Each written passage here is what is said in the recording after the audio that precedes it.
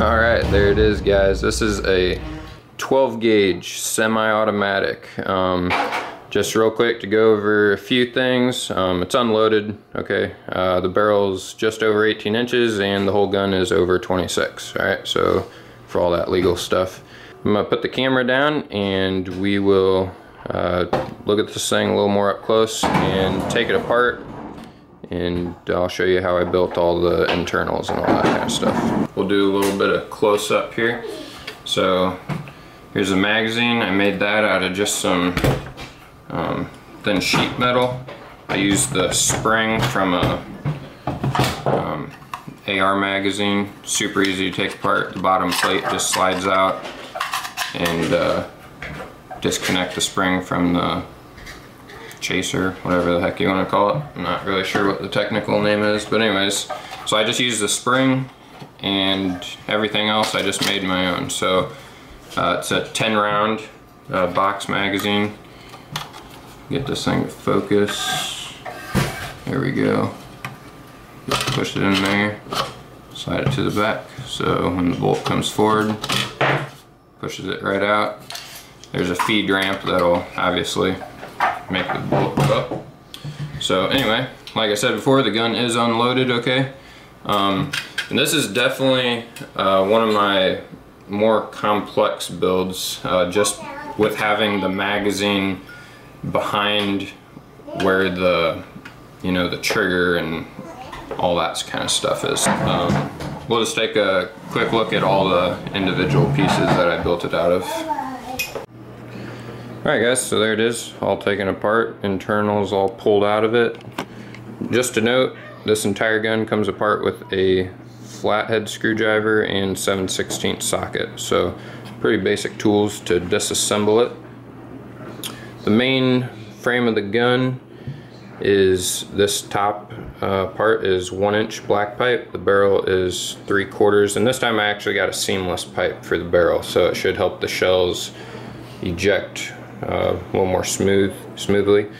This is a 3/4 inch. This was one piece that I welded on, and then I cut the section out to put the mag weld in, just so to make sure these two are aligned together.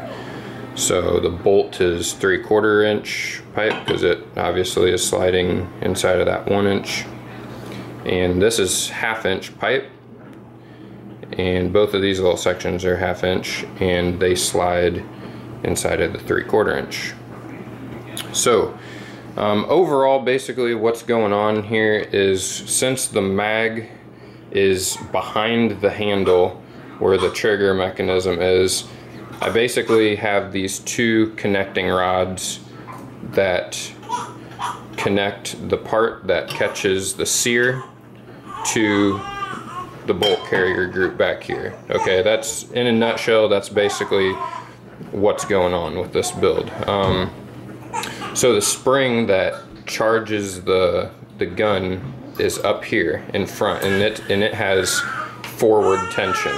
Okay, so it's actually, I don't know if you can see it, but these two little bolts, after I run this through, then I put those two bolts down, and it basically traps that, and the spring is trapped between the front of this and these bolts, and that's what creates the forward tension on that bolt carrier group, and the firing pin actually. So this spring is actually, I guess technically, what would advance that bolt carrier group, but the coil on this spring is much tighter than this, so it overcompensates, and that's what activates the firing pin. Hopefully that makes sense. The lower, obviously I did not build this. This is just from a paintball gun. I believe it's Raptor paintball gun, but anyways, it just, you know, it's very nice having the sear that resets and all that. Makes it very simple setup. So all this stuff, this is just 5/16 rod that obviously I done quite a bit of grinding on. Ground both sides to clear this mag well, and the firing pin is actually the same material. I stuck it in a drill press kind of used the drill press as a lathe and turned it down for the firing pin. And yeah, so overall, I'm gonna assemble some of this here just so it makes a little more sense for you guys. Okay, so I got this put together just enough to give you guys an idea of what's going on. This is a spring, obviously, that charges it. And what's kind of cool about this is this nut allows me to adjust the tension on the spring. So depending on how the gun's cycling, I can adjust that pretty easily. So there's that groove cut in the bottom of the bolt carrier group that allows the firing pin to slide through and then hit the primer. So that's all these connecting rods are doing, is they're just, like I said earlier, they're connecting the part that actually catches on the sear. I just left this one off just so you guys could see, but these, you know, obviously go on both sides of there. So, and then the magazine, you know, is when it's on the gun, it's somewhere in between here. So, pretty simple. It took quite a while. This is about a 25-hour build, somewhere in there. Hopefully it works out pretty well. What's up, bud?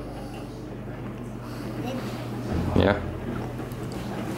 Again, I'll do a video taking it out to the range, put the first shots through it, let you guys see how it functions for the first rounds.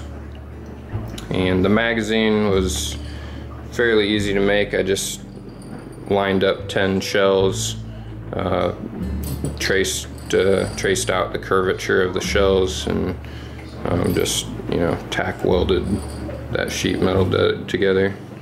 Didn't do a very good job with that, but it works. So anyhow, I'll reassemble it here real quick. Alright, so back together again. Hopefully that gives you guys a little bit of perspective of what's going on in the internals of this gun. It's unloaded.